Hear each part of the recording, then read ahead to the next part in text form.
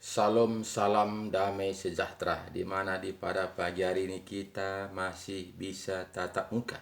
Tuhan sangat mengasihi kita sehingga di pada pagi hari ini masih diberikan kita bernapas. Jadi Bapak Ibu Saudaraku, ini bukan main-main, bukan sepele, karena bisa saja kita tadi pagi tidak dibanguni, tidak lagi kita bisa bernapas. Tapi puji Tuhan kita masih dibanguni, masih diberikan napas di pada pagi hari ini. Jadi jangan sia-siakan kesempatan ini Bapak Saudaraku, karena kesempatan ini tidak ada dua kali, hanya sekali kesempatan. Jadi hari-hari yang kita jalani tidak akan datang kembali, tapi semuanya akan berlalu. Jadi Bapak Saudaraku, marilah buka hati kita kembali kepada Alkitab, di mana Yesus sudah mengajari kita tahun 2000 lalu. Dia mengajari kita, membimbing kita, membina kita segala cara Dia lakukan supaya kita satupun tidak binasa, melainkan beroleh hidup yang kekal. Jadi Bapak Ibu Saudaraku, jangan sia-siakan pengorbanan Tuhan Yesus datang ke dunia ini. Jadi Bapak Saudaraku, sebelum kita menyaksikan firman Tuhan, terlebih dahulu kita mengucap syukur kepada Tuhan. Ya Bapa kami yang baik di dalam kerajaan sorga, kami mengucap syukur pada Engkau Tuhan, di mana Tuhan Yesus Engkau telah membimbing, menuntun, menyertai, melindungi, menyelamatkan kami pagi, siang, sore, bahkan di malam hari tadi kami tidur nyenyak, dan di pada pagi ini sudah bangun dari piat. Itu semua kami rasakan oleh tuntunan penyertaan firman-Mu. Kami hanya bisa mengucap syukur atas semua kebaikan-Mu Tuhan Yesus. Terima kasih Bapa, terima kasih, syukur, haleluya Tuhan. Dalam nama Yesus kami berdoa dan bersyukur, haleluya, haleluya, amin. Salam Bapak Ibu Saudaraku yang saya kasih di dalam nama Tuhan Yesus. Salam damai sejahtera, di mana pada pagi hari ini kita akan merenungkan kebenaran firman Tuhan, bagaimana sebetulnya yang kita jalankan. Jadi sebetulnya Bapak Saudaraku, menjadi pengikut Tuhan Yesus ini tidak gampang. Kita melihat di mana nabi-nabi dulu, kita lihat bagaimana perjuangannya, bahkan mati untuk berjuang. Jadi Bapak Ibu Saudaraku, tidak cukup kita hanya bergereja saja, tidak cukup kita hanya beribadah saja, tidak cukup kita hanya percaya saja, tapi kita ini menjadi anak Tuhan harus melakukan firman Tuhan, taat dan setia. Jadi Bapak Saudaraku, melakukan firman Tuhan taat dan setia banyak tantangan. Jadi Bapak Saudaraku, kita baca di mana Yohanes 15, Yesus mengatakan. Di sini Yohanes 15 ayat 18 mengatakan kepada kita, katanya begini, jikalau dunia membenci kamu, ingatlah bahwa ia telah lebih dahulu membenci aku daripada kamu. Jadi Yesus sudah mengatakan, apabila kamu dibenci orang, jangan khawatir, karena lebih dulu katanya Tuhan sudah mengalaminya. Nah, jadi itu tanda-tanda sebagai pejuang mendapatkan kehidupan yang kekal. Jadi Bapak Saudaraku, sini katakannya ayat 19, sekiranya kamu dari dunia, tentulah dunia mengasihi kamu sebagai miliknya. Tetapi kamu bukan dari dunia, melainkan kamu telah melainkan aku telah memilih kamu dari dunia, sebab itulah dunia membenci kamu. Jadi Bapak Saudaraku, kita tahu kita sudah dipilih menjadi pejuang Tuhan Yesus. Sudah pilih kita menjadi pengikut Tuhan Yesus. Jadi itulah dunia membenci kita. Jadi Bapak Ibu Saudaraku, saya saksikan di mana pengalaman hidup saya. Saya dulu tahun 2006, saya itu sakit. Sudah diponis dokter saya berapa persen cuman harapan hidup. Saya itu selama sakit itu setahun, saya pergi kudah kemana-mana untuk berobat, tapi tidak membuahkan hasil.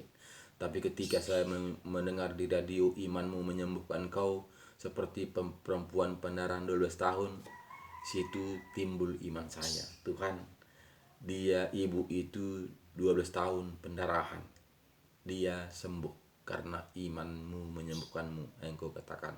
Jadi saya percaya Tuhan, saya baru setahun, saya yakin saya akan sembuh. Jika saya sembuh Tuhan, saya melayani engkau semampu saya. Itulah nazar saya kepada Tuhan. Memang Tuhan itu sangat luar biasa, sehingga 2 bulan setengah saya imani, saya sembuh. Betul-betul saya sembuh. Dari situ Bapak Saudaraku, saya tempati nazar saya pergi melayani ke kampung-kampung. Itu tantangan demi tantangan Bapak Saudaraku, begitu banyak yang saya hadapi. Pertama dulu Bapak Saudaraku, yang saya layani itu orang gangguan jiwa yang 25 tahun. 25 tahun. Jadi itu saya layani dulu pertama. Jadi ketika saya layani dia, itulah mujizat terjadi buat Tuhan. Jadi itu saya berangkat ke kampung. Saya awalnya dulu saya gereja di pertama tidak mendukung karena saya pergi melayani di mana hampir tiap hari saya melayani, bahkan di depan rumah hamba-hamba Tuhan saya pergi melayani. Jadi jemaat komplain dia katakan, apa pula pangkat si Johannes itu, melayani nampak dia terus, dia mengatakan. Jadi komplain, sehingga datanglah hamba-hamba Tuhan ke rumah, dia mempertanyakan karena jemaat komplain. Jadi saya mengatakan, saya bukannya melumbai kalian, bukannya menyaingi kalian, tapi saya bernazar pada Tuhan, jika saya sembuh, saya melayani engkau semampu saya. Itulah janji saya, nazar saya kepada Tuhan. Jadi itulah sehingga saya melayani jiwa-jiwa, saya mengatakan. Tapi dia mengatakan, tapi karena kamu bukannya ada jabatan kamu melayani seperti itu lebih daripada pendeta, jadi jemaat komplain, dia mengatakan. Jadi saya mengatakan, ya kalau saya ini gampangnya, jangan jadi batu sandungan, jangan jadi masalah, jangan jadi perkataan orang banyak. Saya ini kalau memang nggak mendukung orang banyak, saya ini boleh saya keluar dari situ. Saya mengatakan, karena saya ini bukan kemauan saya, tapi saya bernazar pada Tuhan, jika saya sembuh, saya melayani engkau semampu saya. Itu saya katakan, sehingga sembuhlah saya, sehingga saya tepati nazar saya. Jadi itulah awal saya bergereja di dunia ini. Baru itu saya awal gereja, sampai saya dari bayi, dari orang tua, sampai saya sudah berumah tangga, sudah punya anak, saya bergereja situ. Tapi ketika saya ditunjukkan Tuhan kuasa, diberikan mujizat, berikan talenta pada saya, talenta kesembuhan, saya praktekkan talenta kesembuhan itu situ, jemaat komplain. Disitulah saya keluar dari gereja itu, karena saya jadi mata banyak orang. Jadi saya pindah satu gereja. Di situ awalnya memang baik, tapi karena saya melayani ke kampung Buluhawar, di sana saya 4 tahun melayani, rupanya dengan kena sorotan. Karena apa? Karena saya berpikir, untuk apa saya melayani sekeliling saya kalau tanah kelahiran saya tidak peduli, orang tua saya tidak saya peduli. Itu pikiran saya. Sehingga karena Buluhawar itulah tempat kelahiran saya, situlah orang tua. Sehingga saya melayani kampung Buluhawar 4 tahun. Sehingga saya disekor dari gereja, nggak bisa melayani lagi saya di gereja selama setahun. Jadi saya siap saya siap tidak melayani di gereja 1 tahun demi keluarga saya, demi orang tua saya, demi tanah kelahiran saya. Jadi itu saya terima. Padahal saya ini bukannya keluar dari gereja, tapi saya ini mengerjakan pekerjaan Tuhan. Tapi toh juga gereja tidak setuju. Jika kamu melayani di sini, di dalam kota ini, karena kamu tinggal di kota, kamu melayani kota. Jadi banyak bawa jiwa-jiwa itu ke gereja. Dia mengatakan seperti itu. Jadi Bapak Ibu Saudaraku, sehingga tetap saya kena sorotan, sehingga saya ambil alih. Karena apa? Karena tidak mendukung pelayanan saya. Bahkan ketika meninggal Bapak, satupun tidak ada yang datang dari gereja saya. Bahkan juga meninggal Mama, tidak ada juga yang datang kepada orang tua saya. Bahkan berkeluarga juga, anak saya tidak yang datang. Situ saya berpikir, saya masih hidup dalam dunia, masih butuh teman. Sehingga saya ambil keputusan, saya keluar dari gereja itu. Saya keluar dari situ, saya pindah satu gereja lagi. Dia mengatakan dia mendukung pelayanan ini. Sehingga saya ada 7 tahun di situ.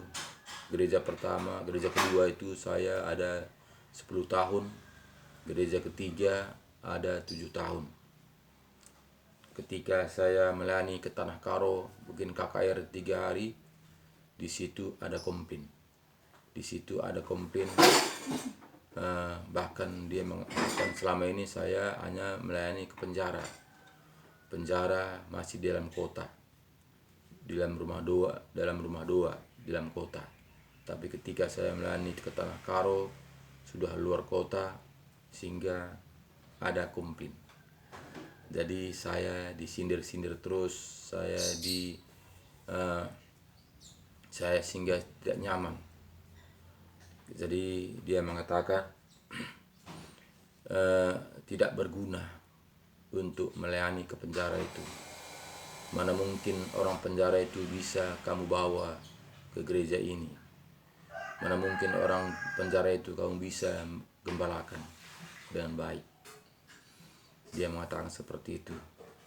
Bahkan juga dia mengatakan, orang Tanah Karo sana, mana mungkin kau bisa gembalakan. Jadi percuma kau bikin KKR di sana, nggak akan bisa kau gembalakan di sana. Nggak mungkin kau bisa bawa jemaat itu ke gereja ini untuk digembalakan. Jadi itulah lontaran kepada saya. Tapi karena dikatakan seperti itu, saya diam saja. Bahkan saya melayani di rumah doa, dia singgung-singgung juga. Mana mungkin kau bisa bawa di rumah doa sana ke gereja ini untuk engkau gembalakan. Jadi semua pekerjaan saya itu menurut dia sia-sia. Saya melayani penjara tidak bisa digembalakan. Saya melayani Tanah Karo nggak bisa digembalakan. Saya melayani rumah doa tidak bisa digembalakan. Jadi itu sia-sia, itu percuma. Tapi saya imani bukan gembalakan atau tidak gembalakan, karena saya adalah penginjilan. Jadi tugas saya menginjil, tugas saya memberitakan firman Tuhan. Jadi mengembalakan itu bukanlah tugas saya. Jadi itu saya alami, itu saya kerjakan selama mulai tahun 2017 sampai sekarang. Saya itu pergi untuk menginjil, memberitakan kebenaran firman Tuhan, mengadakan mujizat, mengadakan tanda-tanda. Jadi saya itu bukanlah mengembalakan. Jadi itulah masalah yang timbul dalam kehidupan saya sehari-hari, karena saya ini pergi ke sana ke sini tidak mengembalakan. Jadi itulah sehingga saya keluar dari gereja, karena saya ini dianggap tidak produktif, tidak berguna, karena saya ini hanya menginjil saja, hanya menanam saja, tapi tidak membuahkan hasil. Jadi Bapak Ibu Saudaraku, dalam prinsip saya yang berikan Tuhan kepada saya itu menanam, yang menumbuhkannya Tuhan. Saya hanya menabur. Saya itu tugas Tuhan, tugas saya diberikan Tuhan. Di mana Yohanes 14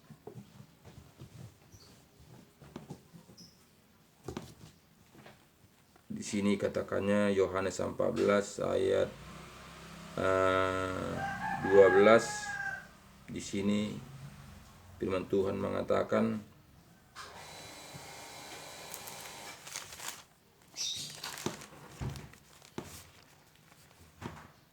Yohanes 14 ayat 12, Aku berkata kepadamu, sesungguhnya barang siapa percaya kepadaku, ia akan melakukan juga pekerjaan-pekerjaan yang aku lakukan, bahkan pekerjaan-pekerjaan yang lebih besar daripada itu, sebab aku pergi kepada Bapa. Dan apa juga yang kamu minta dalam namaku, aku akan melakukannya, supaya Bapa dipermuliakan di dalam Anak. Jadi di sini kita melihat disuruh Tuhan mengerjakan pekerjaannya, bahkan lebih daripada itu. Jadi saya melakukannya karena saya itu mau melakukan kebenaran firman Tuhan. Jadi bukan saya itu mencari nama, bukan saya itu supaya saya itu terkenal, bukan seperti itu, tapi karena firman Tuhan yang mengatakan kepada saya, sehingga itulah yang saya lakukan. Di mana di sini kita melihat Matius 25 ini firman Tuhan mulai ayat 1:31, penghakiman terakhir. Jadi ini harus perlu kita renungkan, karena penghakiman terakhir ini pasti kita lalui, pasti kita jalani. Jadi ini Tuhan sudah memberi tanda bagaimana kita mendapatkan kehidupan yang kekal itu. Jadi di sini kita melihat penghakiman terakhir 31, Matius 25 ayat 31 katakannya, apabila Anak Manusia datang dalam kemuliaannya dan semua malaikat bersemayam dengan Dia, maka Ia akan bersemayam di atas tahta kemuliaannya.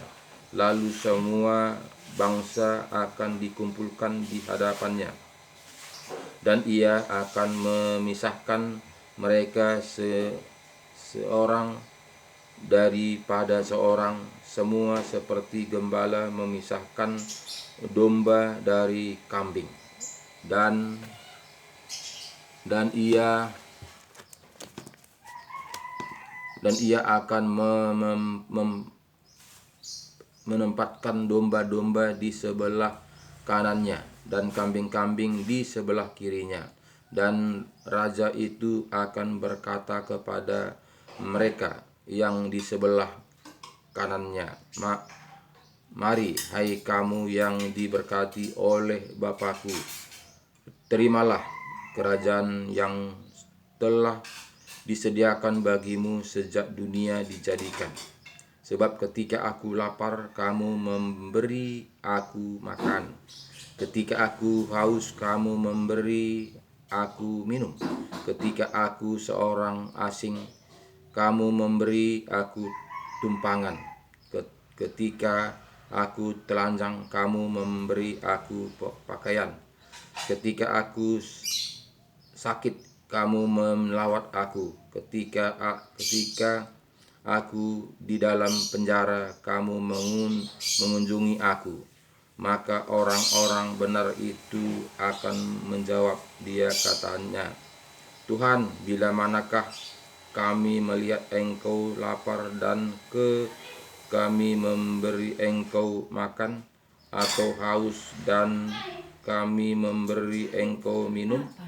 Bila manakah kami melihat Engkau sebagai orang asing dan kami memberi Engkau tumpangan, atau telanjang dan kami memberi Engkau pakaian? Bila manakah kami melihat Engkau sakit atau dalam penjara dan kami mengunjungi Engkau? Dan raja itu akan menjawab mereka, aku berkata kepadamu, sesungguhnya segala sesuatu yang kamu lakukan untuk salah seorang dari saudaraku yang paling hina ini, kamu telah melakukannya untuk aku. Dan ia akan berkata juga kepada mereka yang di sebelah kirinya, enyahlah dari hadapanku, hai kamu orang-orang terkutuk, enyahlah ke dalam api yang kekal, yang telah sedia untuk iblis dan malaikat-malaikatnya. Jadi Bapak Saudaraku, di sini kita melihat bagaimana yang diajarkan Tuhan Yesus ketika aku lapar. Jadi bukannya Yesus itu yang lapar, tapi sesama kita manusia. Bukan Yesus itu yang telanjang, tapi sesama kita manusia. Bukan Yesus itu yang sakit, tapi sesama kita manusia. Bukan Yesus itu yang dipenjara, tapi sesama kita manusia. Jadi Yesus mengatakan, apa yang kau lakukan kepada orang yang paling hina ini, itulah untuk aku. Jadi jelas katanya tadi, enyahlah kamu pembuat kejahatan, enyahlah ke dalam api neraka. Kenapa Bapak Saudaraku kita tidak menghiraukannya? Karena itulah setan itu liciknya, supaya kita tidak berbuat apa yang diperintahkan Tuhan Yesus, sehingga kita akan digiring perlahan-lahan ke api neraka bersama si iblis. Jadi Bapak Ibu Saudaraku, di mana Yesus sudah menjelaskan sangat terang, sangat jelas, ketika aku lapar, ketika aku telanjang, ketika aku haus, ketika aku lapar, ketika aku sakit, ketika aku dalam penjara. Jadi inilah yang saya lakukan Bapak Saudaraku. Jadi ini bukan karena ugal-ugalan, bukan karena sok-sokan, tapi saya berusaha semaksimal mungkin untuk melakukannya. Jadi makanya gereja mengatakan itu sia-sia. Dia mengatakan saya lebih baik keluar. Karena apa? Karena itu tidak mendukung pelayanan saya. Karena saya bernazar pada Tuhan, saya melayani Tuhan semampu saya selagi saya masih hidup. Jadi itulah saya lakukan mulai tahun 2007 sampai saat ini. Jadi Bapak Ibu Saudaraku, itu saya lakukan. Itu saya lakukan sampai 3 gereja bentuk menolak saya.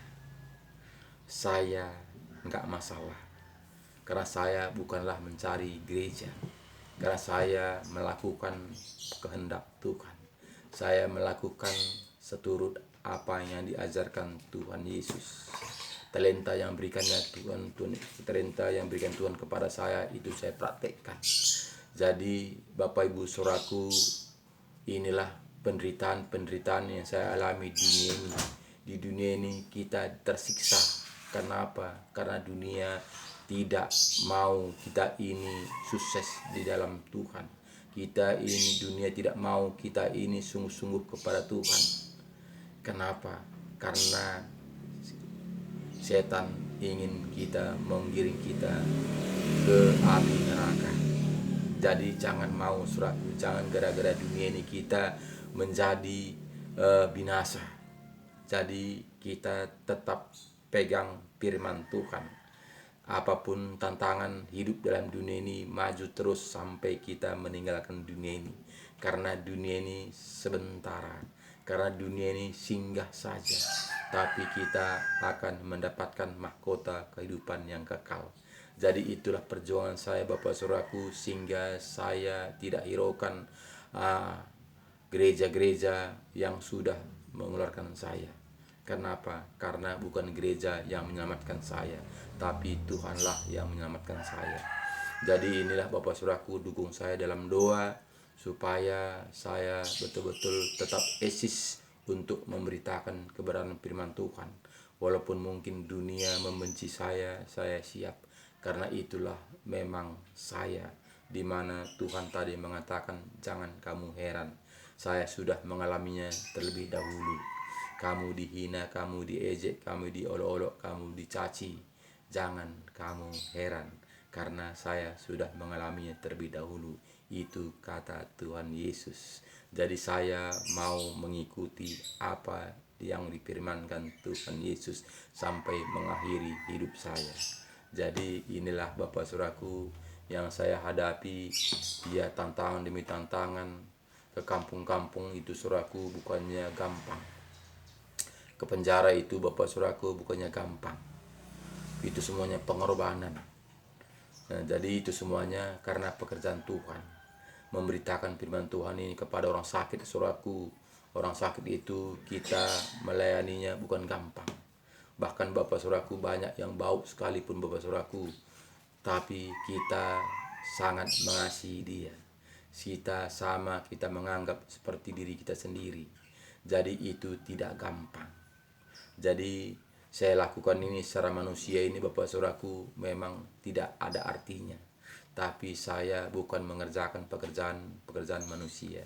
Saya mengerjakan ini pekerjaan Tuhan. Dari itu Bapak Saudaraku, dukung saya, doakan saya supaya saya tetap kuat. Supaya apapun godaan dalam dunia ini, apapun tantangan dalam dunia ini, apapun masalah dalam dunia ini, tetap saya melakukan seturut kehendak Tuhan. Terima kasih banyak, Tuhan Yesus memberkati.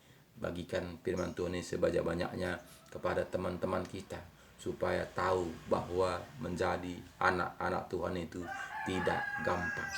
Supaya betul-betul kita berjuang untuk mendapatkan kehidupan yang kekal itu.